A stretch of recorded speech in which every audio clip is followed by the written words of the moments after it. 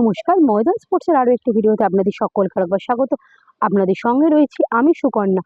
আসামে সন্তোষ ট্রফি খেলতে যাওয়ার আগে মঙ্গলবার যুব ভারতী ক্রীড়াঙ্গন সংলগ্ন প্র্যাকটিস গ্রাউন্ডে ইস্টবেঙ্গলের সিনিয়র দলের সাথে একটি প্রস্তুতি ম্যাচ খেলে নিল কোচ সঞ্জয় সেনের দল এবং সেই ম্যাচে 4-0 গোলে ইস্টবেঙ্গলের কাছে হারতে হয় বাংলা দলকে। এর সঙ্গে ফুটবলের যাবতীয় খবর দেখে নিতে আমরা চোখ রাখবো ফুটবলের লড়াইয়ে।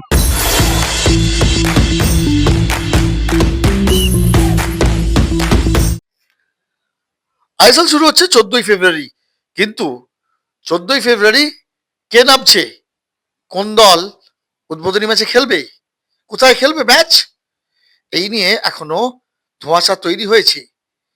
কারণ এখনো কিন্তু এএফসি থেকে জানানো হয়নি যে 19টা ম্যাচ নিয়ে তারা স্লট দেবে কিনা ফেডারেশনকে। যদি 24টা ম্যাচ হয় তবেই স্লট পাওয়া যাবে। সেটা যদি হয় সেক্ষেত্রে কিন্তু আবার নতুন করে ভাবনা চিন্তা করতে হবে ফেডারেশনকে।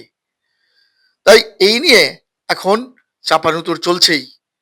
তবে যতদূর জানা যাচ্ছে সম্ভবত মোহনবাগান এবং দিল্লির মধ্যে ম্যাচ দিয়ে হয়তো শুরু হতে পারে এবারের আইএসএল।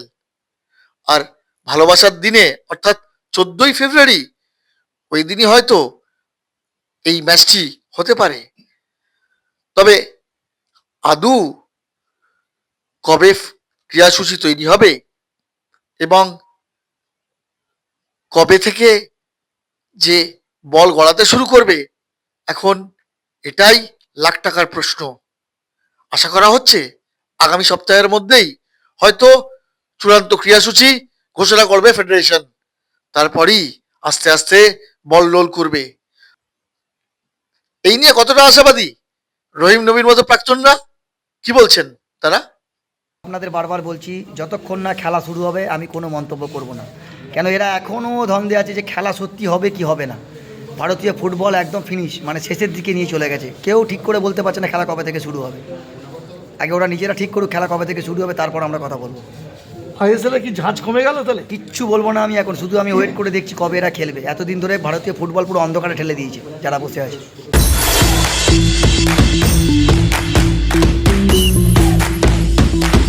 সন্তোষ ট্রফিতে বাংলার সম্ভাব্য সন্তোষ ট্রফি দলের বিরুদ্ধে ম্যাচ খেললো ইস্টবেঙ্গল। সেই ম্যাচে 4-0 গোলে জয় এলো। আর সব ম্যাচটাই ভালো করে খুঁটিয়ে দেখলেন বাংলার কোচ সঞ্জয় সেন। কেমন লাগলো ইস্টবেঙ্গলকে আইএসএল এর আগে, কতটা তৈরি লাল হলুদ ব্রিগেড? পাশাপাশি সঞ্জয় সেন এটাও জানালেন ডেভিডের মতো ছেলেদের আরো সুযোগ দেওয়া উচিত। যেভাবে ভারতীয় ফুটবলাররা নিজেদের মেলে ধরছে তাতে যথেষ্ট আশাবাদী বাংলার কোচ সঞ্জয় সেন। আর নিজের দল সম্পর্কে সন্তোষে বাংলা কতটা প্রস্তুত খেলতে যাওয়ার আগে মূল পর্বে, সেটা নিয়েও মুখ খুললেন বাংলার সন্তোষজয়ী কোচ। মাঝ মাঠে এই যে বড় চেয়ারা রশিদ বা মিগুয়েল, এদের সাথে আমাদের যদি হাইট ওয়াইজ দেখি, কারণ আমি তাদেরকে বলেছিলাম যখন আমরা ফার্স্ট ম্যাচটা খেলবো নাগাল্যান্ডের সাথে, they are unknown opponent and East Bengal also an unknown opponent. কারা খেলছে, কারা কি ফরমেশনে খেলছে আমরা জানি না। আমাদের পক্ষে এই ম্যাচটা খুব ভালো, কারণ যখন আমরা প্রথম ম্যাচ খেলবো আননোন অপোনেন্ট, এরকম মুহূর্ত ফেস করতে পারি। If you are 1 goal down, how you have to come back. তখন তো 4 গোলের ব্যাপার না। এবং আরেকটা জিনিস হলো, তখন নকআউট ম্যাচ খেলছি না। আনফর্চুনেটলি হারবো না, যদিও হেরে যাই, ঘুরে দাঁড়াবার সময় আছে আরো 4টে ম্যাচ। তো গ্রুপ লিগের খেলা অনেক অঙ্ক করে খেলতে হবে। আজকের ম্যাচটা আমি চেয়েছিলাম, কারণ থংবয় আমাকে এসে বলেছিল ওরাও একটা ম্যাচ খেলতে চায়। আমি একটা হেভিওয়েট টিমের সাথে খেলতে চেয়েছিলাম, যাতে শারীরিকভাবে এবং স্কিলফুলি ট্যালেন্ট ওয়াইজ কিছু কিছু ইন্ডিভিজুয়াল ব্রিলিয়েন্স বেশি আছে। তাই জন্যই তো ইস্টবেঙ্গল মোহনবাগান। সো সেই জায়গায় তারা নিশ্চয়ই অ্যাডভান্টেজ হয়েছে। এবং যেটা হয় যে চালাকি করে, প্রফেশনালিজম যেটাকে বলে, রেফকে প্রেসার করে, রেফ যেটা ফাউল না সেটা ফাউল নিয়ে নেয়। তো এইগুলো আমার কোনো হেডেক নয়। এই যে চুলুঙ্গা যেরকম ভাবে ওর কার্ড দেখে, বা আজকেও কার্ড দেখেছে, ও মাঠে যখন ছিল আমি কখনো বলিনি রেফ ওকে বার করে দেওয়া হোক। আমি চাইছিলাম খেলুক, কিন্তু কোচই ওকে ডেকে বার করে দেয়। তো এইগুলো ব্যাপার না, কিন্তু ছেলেদের কাছে এটা this is a very very learning experience. এখনো তারা প্রস্তুত হবে, তারা স্ট্রাইকার ছেড়ে দিয়ে নিশ্চয়ই তাদের চিন্তা ভাবনা আছে।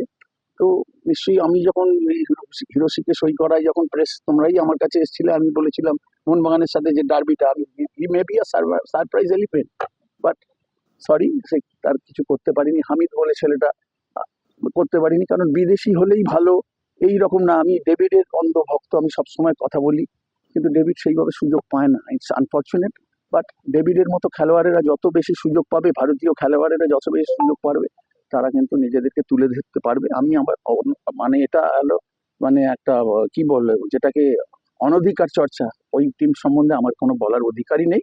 কিন্তু যেহেতু প্রশ্নটা করলে বিদেশি স্টপার বা স্ট্রাইকারের কথা, ভারতীয়দের তুলে ধরাটাও আমাদের কোচেদের কাজ। সমস্যা নেই আমাদের, আমরা প্রায় অনুশীলন ম্যাচ কেন খেলে, যে সমস্যাগুলো যদি কিছু থাকে সেগুলো সমাধান করার জন্য। তো সুতরাং সমাধান করতে গেলে আমাদের তো এই রেডিমেড আনসার হয় না, আমাদের ভিডিও রেকর্ডিং হয়েছে, ভিডিও রেকর্ডিং দেখে আমরা প্লেয়ারদেরকে একটুখানি ভুলভ্রান্তি করে দেবো। ব্যাপারটা হলো 4 গোল যখন হয় মানুষের মধ্যে এইসব প্রশ্ন আসে, যদি এটা 1 গোল হতো বা আমরা যখন জিততাম তাহলে অন্য কিছু হতো। আমার কাছে 4 গোল হারাটাও যা, 1 গোলে হারাটাও তাই। হার সবসময় হার, সেটা লজ্জা। আমি ছেলেদেরও বলেছি, যখন ডুডং গোল করে আমরা 4 গোলে হেরেছিলাম, আমি প্রেস কনফারেন্সে এই কথাটাই বলেছিলাম, যে 4 গোলে হারটা আমার কাছে কিছু না, ওরা বড় করে যারা দেখে তাদের, কারণ 5 গোলের শোক এখনো ভুলতে পারিনি। আকচার বিদেশে 5 গোল 6 গোল করে বার্সেলোনা খাচ্ছে, ম্যানচেস্টার ইউনাইটেড খাচ্ছে, আমাদের এখানে বোধ বুদ্ধি জ্ঞান সকলের কম, সেই জন্য গোল নিয়ে আমরা বেশি করে করি। হেরেছি, কিছু কিছু স্পেলে ব্রিলিয়ান্ট ফুটবল আমরা খেলেছি, কিছু কিছু ক্ষেত্রে আমাদের ইম্যাচিউর, যেটাকে বলে ইম্যাচুরিটি। তো সুতরাং এটা নিয়ে আর আর কিছু নেই, সমস্যার কিছু ব্যাপার না। কিছু কিছু যেগুলো হয়েছে সেগুলো আমরা ডিটেক্ট করে ছেলেদেরকে বললে তারা হয়তো তা আরো ভালো করবে। কারণ কারণ আমাকে সন্তোষ ট্রফি আছে, সন্তোষ ট্রফি ফোকাস নিউ চ্যালেঞ্জ আমার জন্য, আমাদের টিমের জন্য চ্যাম্পিয়ন হতে হবে। না, আমি তো এখন আগের বছর খেলে এসেছি, চ্যাম্পিয়ন হয়ে এসেছি। এই বছরও চেষ্টা করবো চ্যাম্পিয়ন হওয়ার। আর অনেক প্লেয়ার আছে, নতুন প্লেয়ার, তো ওদের সাথেও প্র্যাকটিস করে অ্যাডজাস্ট হতে হবে, then আমরা ভালো খেলে চ্যাম্পিয়ন হয়ে আসবো। আগামী সপ্তাহে সন্তোষ খেলতে রওনা দেবে বাংলা। মূল পর্বে বাংলা দল আবার লড়াই করবে খেতাব ধরে রাখার জন্য। এখন দেখার এবার বাংলা চ্যাম্পিয়ন হয়ে ঘরে ফিরতে পারে কিনা। Sukanya Mukhopadhyay report, Maidan sports.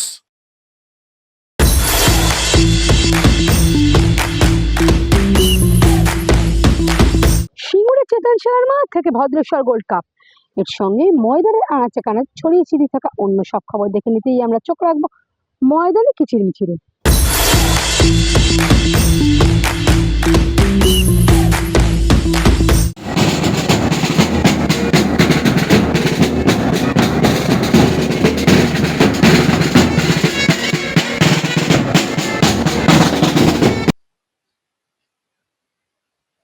সিঙ্গুরের স্বামী বিবেকানন্দ বিদ্যামন্দিরের পরিচালনায় সোমবার অনুষ্ঠিত হলো ইউথ ডে র্যালি। আর সেই ইউথ ডে র্যালিতে অংশ নিলেন প্রাক্তন ভারতীয় ক্রিকেটার চেতন শর্মা থেকে প্রাক্তন ভারতীয় ফুটবল দলের অধিনায়ক বাইচুং ভুটিয়া, রহিম নবীর মতো ফুটবলাররা। ছিলেন স্কুলের কচিকাচারাও। পুরুষোত্তমপুর থেকে এই পদযাত্রা শুরু হয়। প্রায় 5 কিলোমিটার রাস্তা প্রদক্ষিণ করে এই র্যালি। আর চেতন শর্মা বাইচুংকে সামনে পেয়ে সিঙ্গুরবাসী যেন আবেগে ভেসে গেল। সবাই সেলফি তুলতে চান চেতন শর্মা রহিম নবীদের সাথে। আর তাই মাঝে মধ্যেই দেখা গেল হুট খোলা জিপ থামিয়ে চেতন শর্মা, বাইচুং ভুটিয়া, রহিম নবীদের সাথে ছবি তুলছেন সাধারণ মানুষ। কাছে যে তাদের এসছেন বাইচুং থেকে চেতন শর্মারা, সেই সুযোগ কেউ হাতছাড়া করতে চান না। আর তাই সবাই সেলফি তুলতে চান। আর মফস্বলে ঘুরে কি বলছেন চেতন শর্মা, কারণ তিনি তো ধারাভাষ্য দিতে ভারতের বিভিন্ন প্রান্ত ঘোরেন, এবার বাংলার সিঙ্গুরে। তাই কি বললেন তিনি?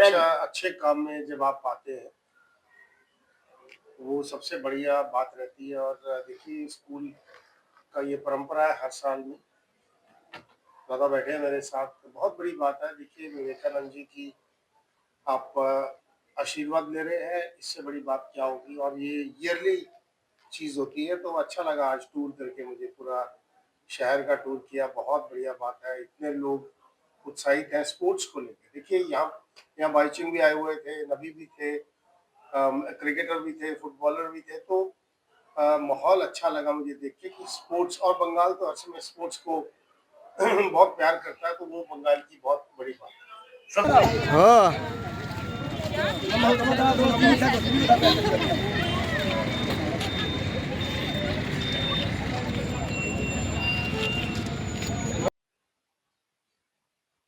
স্বামী বিবেকানন্দ বিদ্যা মন্দির স্কুলের র্যালির পাশাপাশি এদিন র্যালির মাঝপথেই দেখা গেল সেফ ড্রাইভ সেফ লাইফের প্রচারে রাস্তায় নামলেন বাইচুং ভুটিয়া, চেতন শর্মা, রহিম নবীরা। এমনকি বস্ত্র বিতরণও করলেন গরিবদের হাতে। Safe drive safe rally sticker আটকে দিলেন গাড়িতে। এইভাবেই মানুষের মধ্যে সতর্ক বার্তা, সাবধানতা পৌঁছে দিতে চান চেতন শর্মারা। তবে ভারতীয় বিশ্বকাপ দলে যে সামির জায়গা হয়নি, সেই নিয়ে কি বলছেন চেতন? मोहम्मद शमी बहुत अच्छे क्रिकेटर हैं, इसमें कोई डाउट नहीं। जितना देश के लिए उन्होंने सेवा की, we are thankful to him. अब होना चाहिए या नहीं होना चाहिए वो 5 लोग बता सकते हैं, किस लिए नहीं है और किस लिए होना चाहिए। मैं गलत आदमी हूँ, मैं तो आपकी तरह हूँ, मैं एक कॉमन आदमी हूँ। मुझे नहीं पता अंदर सिलेक्शन में क्या हो रहा है और क्या सोच थी उन 5 लोगों की और टीम मैनेजमेंट की। और ये कह देना कि ऐसा हुआ वो गलत होगा। बट आई थिंक सो जो टीम इस समय है, इंडियन टीम जो T20 की बनी है, that is the best team ever मैंने देखा है। और ये बहुत अच्छे तरीके से স্বামী বিবেকানন্দ বিদ্যা মন্দিরের এই র্যালির আগে অবশ্য স্কুলেতে স্বামী বিবেকানন্দের প্রতিকৃতিতে মাল্যদান করেন চেতন শর্মা, বাইচুং ভুটিয়া, রহিম নবিতা। আর খুদেদের সাথে ছবিও তুললেন দেদার। প্রত্যেকেই আবেগে ভাসলেন, কারণ এই ধরনের স্মৃতি যে তাদের মনির মণিকোঠায় রয়ে গেল সারা জীবন। তাই সেই সব স্মৃতি তারা ধরে রেখে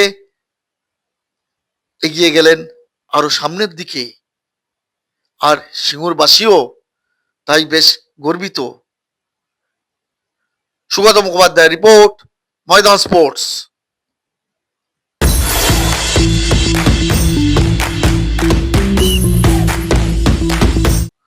স্পোর্টস অ্যাসোসিয়েশন অফ উড়িষ্যাকে সারেন্ডাতে হারিয়ে ভদ্রেশ্বর গোল্ড কাপ জিতল ইস্টার্ন রেলওয়ে। সোমবার বিবেকানন্দের জন্মদিনে বর্ধমানের স্পন্দন স্টেডিয়ামে ফাইনালে ইস্টার্ন রেলওয়ে ও উড়িষ্যার মধ্যে খেলাটি নির্ধারিত সময় 2-2 গোলে ড্র হয়। এরপর সারেন্ডাতে জয়লাভ করে ইস্টার্ন রেলওয়ে।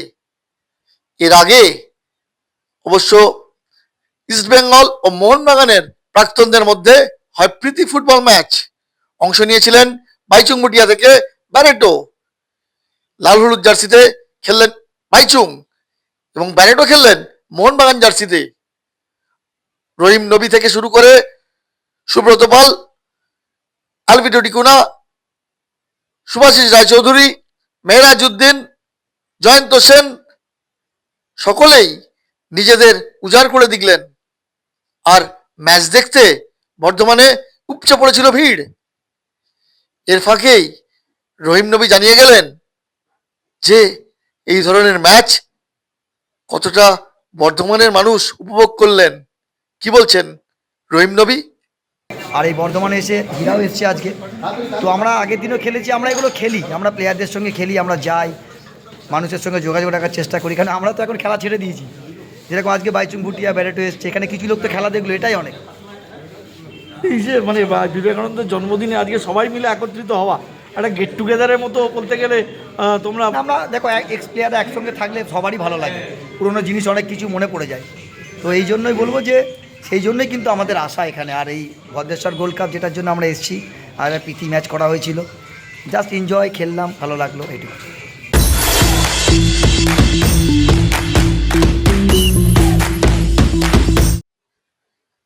ঘড়িতে তখন রাত 12টা, কিন্তু মানুষের মধ্যে দারুণ উৎসাহ। Uttarpara champions trophy cricket tournament পরিচালনায় টিম RBA, আর এই টুর্নামেন্ট ঘিরে উৎসাহ তুঙ্গে সাধারণ মানুষের মধ্যে। উত্তরপাড়া রাজবাড়ি হাসপাতাল কোয়ার্টার মাঠে অনুষ্ঠিত হলো এই আন্ডার আর্ম ক্রিকেট টুর্নামেন্ট। অংশ নিয়েছিল 16টা দল। ঝাড়খণ্ড থেকে শুরু করে আসানসোল, দুর্গাপুর সহ রাজ্যের বিভিন্ন প্রান্ত থেকে এসেছিল দলগুলি। আর এই 16টা দলের মধ্যে চ্যাম্পিয়ন হলো বেহালার এস এন্টারপ্রাইজ। তারা 37 রানে হারিয়েছে KTM লাভাস কলকাতাকে। এস এন্টারপ্রাইজ প্রথমে ব্যাট করে 6 ওভারে 3 উইকেট হারিয়ে 62 রান করে। জসিম 19 বলে 33 রান করেন।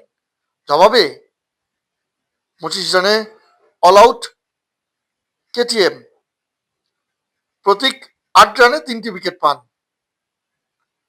যার ফলে এই টুর্নামেন্ট ঘিরে রাতের উত্তরপাড়াতেও তুমুল আগ্রহ।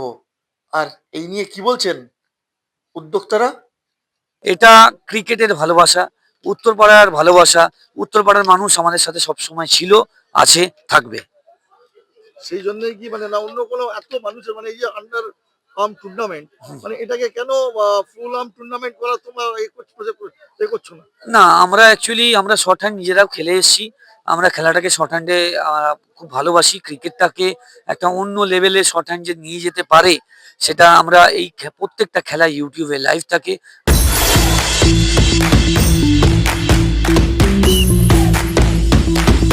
ভিডিও ভালো লাগলে লাইক করুন, শেয়ার করুন, আপনাদের মতামত কমেন্ট করে দিন, চ্যানেলটিকে সাবস্ক্রাইব করুন এবং পাশে থাকা বেল আইকনটাকে প্রেস করে দিন। দেখা হবে আবার পরের ভিডিও।